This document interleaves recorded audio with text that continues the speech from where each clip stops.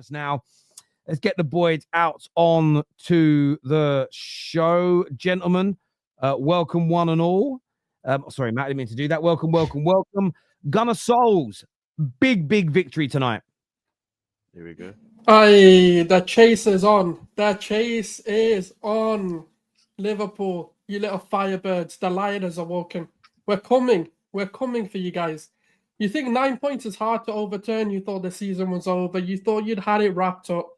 It's only Christmas, and there's miracles yet to be had. Jesus himself has awoken. He has risen. And you know what? Gahey himself said, I love Jesus, and let him score 5 goals. And that is what we're talking about. This is vintage Premier League. You can never write this off. The league is never done in the winter. Give it time, and Arteta will turn it around. And this is what we've been waiting for. We've said it. There will come a moment where this team rejuvenates itself. It'll wake up. Someone will slap them and give them a hardcore reality look at themselves. And I bet you all these quotes that Arteta's saying, the players know what that means. That means one of them's out the door. That means one of them's being replaced, because he never tells you that a signing's coming through the door before it comes. And if they're looking at it, there's Marcus Rashford on the table. There's Lookman. There's Kvara. There's Liao. There's many. Nico Williams, someone that we went for all summer. These players are petrified of losing their position. And that's what's awoken them. All of these quotes that are coming out about the transfer window is what's waking them up. And now that Bukayo Saka potentially has a 6-week injury, they're going to have a rocket up their ass. And this is going to be the beginning of Arsenal's reign to retain that Premier League title. After 20 years, I'm telling you, this is the season we will be lifting it, and we will be seeing Mikel Arteta's armpits. We will be seeing that big trophy come to the Emirates. There will be no pictures or banners like we did last season, where they had to create it just in case we win it in the final day. Anfield, mark my words, if Marcus Rashford signs for Arsenal, that winner at Anfield is coming from the man boy. Oh my God. And we're going to make it twice in the chant.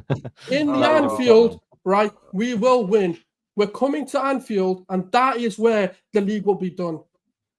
So you better capitalise on the bad form that Arsenal have been on, because if you don't, Anfield's going to be the nightmare.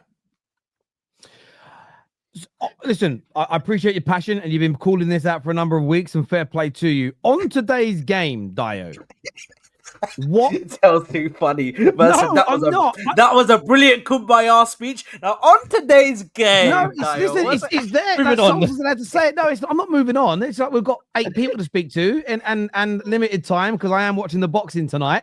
It's gonna be a great fight over there in Riyadh season. Man. Big up. I really want to go to one of the events out there. Do you know the only thing is, when I go to fighting, I love to have a drink. And I'm just, and obviously I respect. Having said that, when I went to the World Cup, they put on some amazing places where you could have a drink in Qatar, to be fair. And I'm sure there are little bits over there as well, because they know what they're doing. They're making it a tourist attraction, which is great. Sorry, Dio, today there were some fundamental changes to the way Arsenal approached the game in terms of a diamond shape in possession. And it seemed to just create so much more time and space and really confuse Crystal Palace. Well, yeah, we changed the way we play today, but also that change caused some individual errors that you'd notice from like Saliba and certain players. But that's expected. I'm not expecting my team to be 120% like accurate in every game. What I did enjoy today was, even when Crystal Palace looked threatening, our backline stepped up, our goalkeeper stepped up. We did what we had to do when we didn't have the ball, and when we had the ball, we were clinical. Like Gabriel Jesus' first two goals, he misses those 2 weeks ago. 3 weeks ago, he misses those goals. Like him just looking up, looking at where to hit it and just hitting it through and hoping that even if it takes a deflection, it's on target. 2-3 weeks ago, he's hitting it out wide. So I'm just happy that we're being a bit more clinical with our chances. With our half chances, we're being more clinical. The team looks a lot more balanced in the way they played today. When we didn't have the ball, Odegaard lost the ball a couple of times. I didn't feel like it was a terrible. I was like, you know what? There'll be individual mistakes that you can clean. That kid needs to go. There'll be individual mistakes that you need to clean up as a player. But I can't use those individual mistakes to judge your entire 90 minutes. The entire 90 minutes, I'd say the team was very balanced and they did very well today. Crystal Palace is not an easy team. Everybody said just a few days ago when we beat them, it was, oh yeah, you needed an offside goal to be able to beat Crystal Palace. Well, and again, they said, oh, Arsenal set piece team, but today we showed that we can score from open play. We showed that we can be a balanced team. Even when Bukayo Saka was out, the team did not look like we lost our best player. It didn't look like that.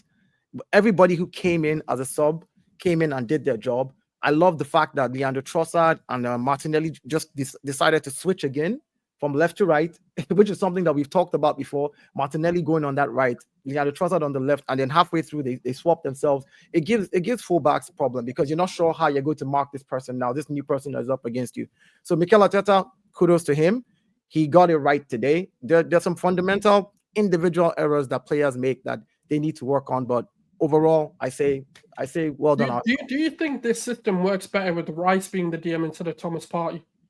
I think the system would work. I think he's more athletic. It's more. I think for me, it's more the team that you're playing. I would never say, oh, Rice the DM, because there's certain teams that Rice in the 8 is better for us.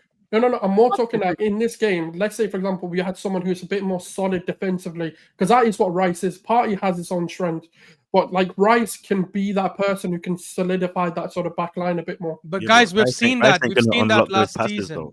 But also you have to we saw that last season when Partey and when Rice and Havertz were playing together in the middle, and we literally in the first half of the season, every away game except Bournemouth, we were winning 1-0 or losing or drawing. No, but we didn't see it with Jesus like this though, because Jesus being like as he looks a lot more fitter. Sorry, so you have to realize the ball won't get to Jesus without Partey, bro. Exactly, it doesn't get forward. Yeah, you also have to realize that the ball did get there when Rice played the DM. Yeah, but here's the thing. This is a one-off game, and you can't use this to then say, "Oh, Rice has to be that guy," because this is why Mikel Arteta does not think like us. We're not managers, right? We're fans. We hope because we like a player and we think that that's the role he should play, that it's always going to work. The manager knows Rice is coming off a slight injury as well, so whether or not we like it, they have to manage his game time today, which is why he probably did not start. He might be the better option. You're not just going to. No. I'm not saying he has to start because of the injury. I'm just saying in general. Like, I'm saying in general as well. Depending on who you're playing, the team that you're going to play is how you'll set up. Like there's certain teams that will play where I think that you should set up Rice, Ethan Nwaneri, and Martin Odegaard. There's certain teams that I'll look at and I'll say, you know what, I would rather play a Calafiori Merino. I'll play Rice and I'll play Partey because there's really no need, because Bukayo Saka and whoever is on the wings can do the job, and play Havertz down the middle. Depending on who you're playing, you can tweak your profile players and just kind of get it right. It's about getting the right profiles on the pitch, you know. So yeah, I think Mikel did very well today. I think that Gabriel Jesus, his confidence is up, and it does a lot for you when your confidence is up. I think we can ride this wave with him, because players have their ups and downs, and if he can carry on this form till the end of the season, kudos. We still need a striker. I don't mind, but if that's the only thing, isn't it? It's look, form is. We were talking earlier about City. I was watching Phil Foden today, and I didn't think he had a stinker, but he had like that. I know he scored in the end, but he had like 7 or 8 opportunities to shoot, and you could see every time he hit the ball, he was not hitting it with any confidence. And this is a player who used to score a lot of goals. Gabriel Jesus, it was almost the opposite way. He's never been prolific, but every week he didn't score. It got harder and harder. There's no way that second goal he scores today, he does not score that if those previous 4 goals this week hadn't come. Yeah, 2 weeks ago, he does not score that. Yeah, he does. So if he can maintain this again, and maybe with Saka's injury happening now, maybe a player like him finding a little bit, even if the form only lasts 4 or 5 weeks, it looks like it's something Arsenal really, really need right now.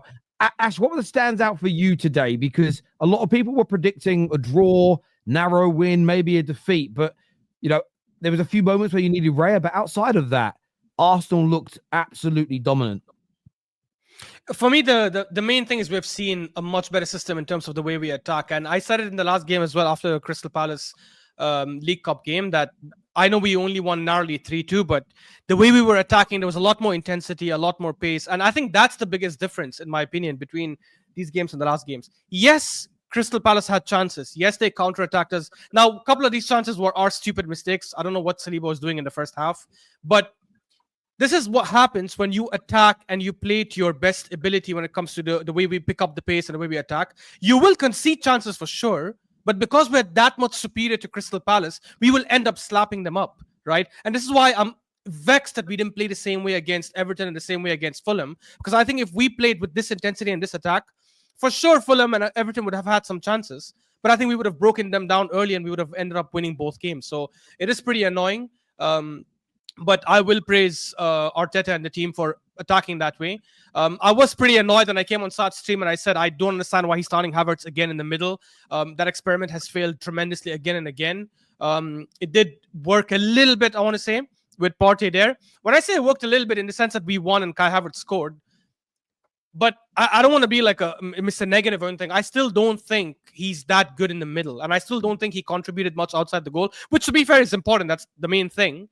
But in terms of dominating possession, keeping the ball ticking and creating chances, he doesn't do that. It's not his ability. So I don't want to see that experiment run for long. Maybe against if you look at any of the left centre mids that are played in that position, it's a role. I think it's the instructions that's given to the left centre mid that makes that left centre mid look worse. Because even when you look at Moreno and Rice, it's fairly similar stories when they played in that position as well. No.